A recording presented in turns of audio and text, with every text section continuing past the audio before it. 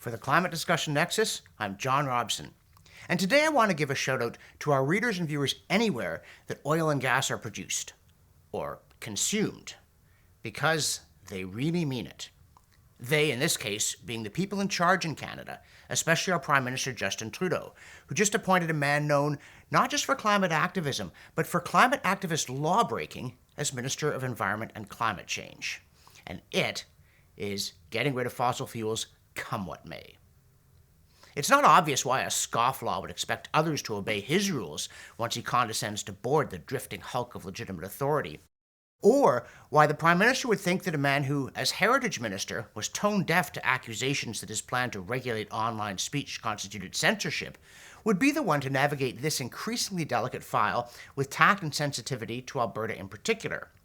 In any case, Stéphane Guilbeault brushed off Albertan concerns, saying that his plan to shut down the energy industry is no secret, and then blaming the victim. He said, quote, "Alberta has been trying to pick a fight with us on climate for quite some time," end quote.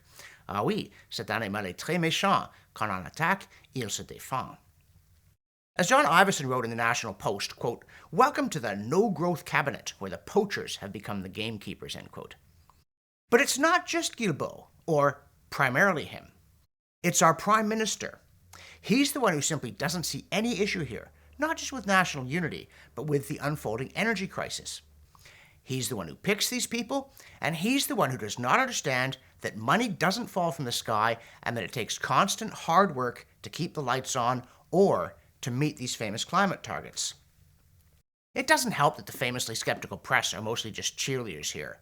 For instance, CTV announced on October 28th that, quote, "As Trudeau heads to COP26, a new analysis gives his climate plan a good grade," end quote. Yes, by the usual suspects. And what is this plan? Basically, it's more promises that, if they were somehow kept, would get us halfway to the target he set last spring, which the computer models say wouldn't affect global temperature anyway, even if everyone did it. According to the Canadian press, among Guilbeault's, quote, "first priorities will be legislating or regulating an emissions cap on oil and gas, and then setting targets to force them downward over the next 30 years in 5-year increments," end quote.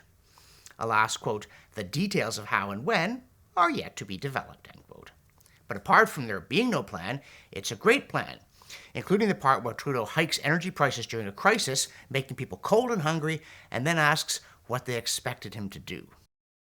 One reason alarmists, including Trudeau, are having trouble understanding that the world is not unfolding quite as they had predicted is that they have, in large measure, adopted the habit of substituting assertion for demonstration.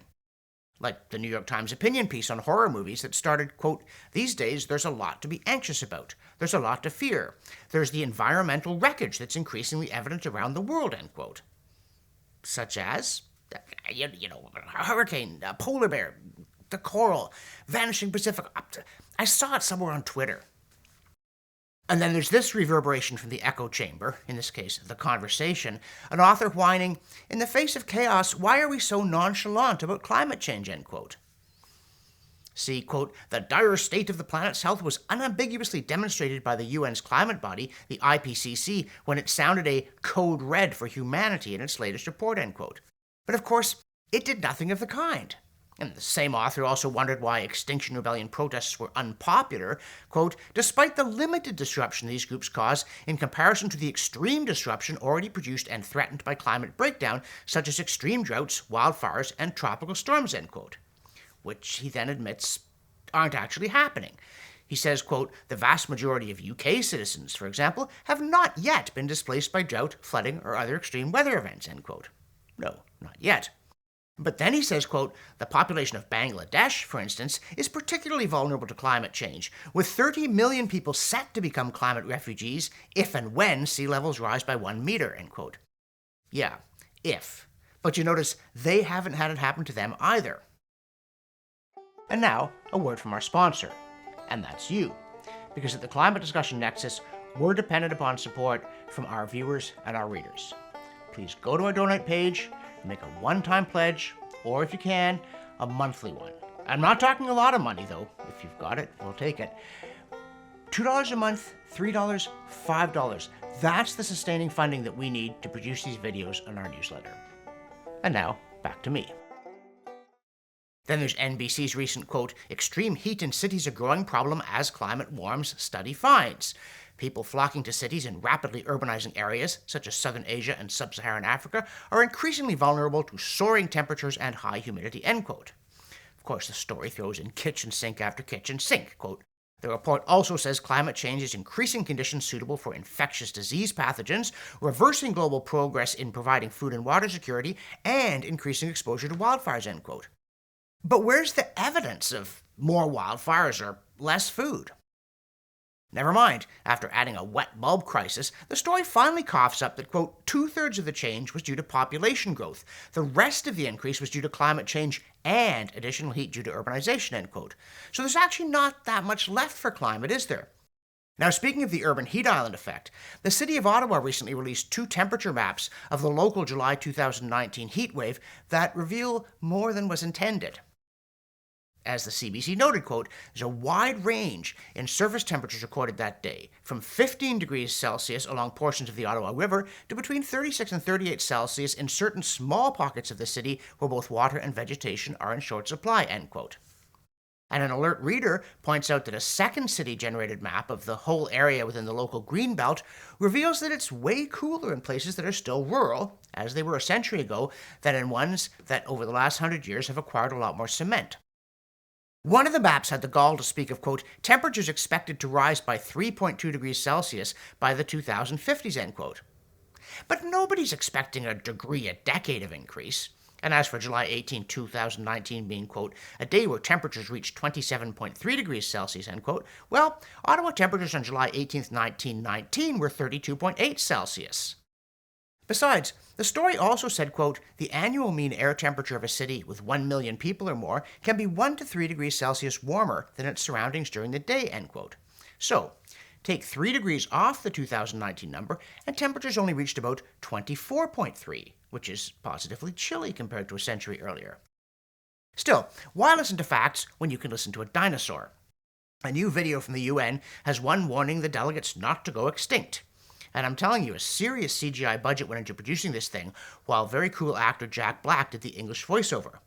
But money and popularity can't buy you brains, and the video is mind-bogglingly stupid and childish, including its punchline, "Don't choose extinction," as if any sane person, including at the UN's own IPCC, really thinks that anthropogenic climate change could drive even the human race into extinction, let alone a majority of plants and animals on Earth, which is what happened when the dinosaurs got it. It shows you how far they've drifted from serious debate, that nobody at the UN objected to this kind of hyperbole, or balked at the dinosaur warning that, quote, "around the world people are living in poverty," end quote, before suggesting that denying them affordable energy is just the thing to fix that problem. Meanwhile, National Geographic warns that brewing beer might destroy the planet, but don't despair. Your proposal is acceptable. We'll have a beer instead. But not one of the dehydrated ones touted in that newsletter. And with it, we'll toast people who have sufficient intuitive grasp of science to realize that the Earth is very big, and so they cannot believe either that making beer might destroy it or that making it differently might save it. It's not that kind of an object. In the newsletter, we also ask again, if there's a global heating crisis, why isn't it hotter? We do it this week by taking our 1920 or 2020 tour to beautiful Cape Leeuwin on the southwest coast of Australia and asking which temperature line's the good old days and which one's the climate emergency.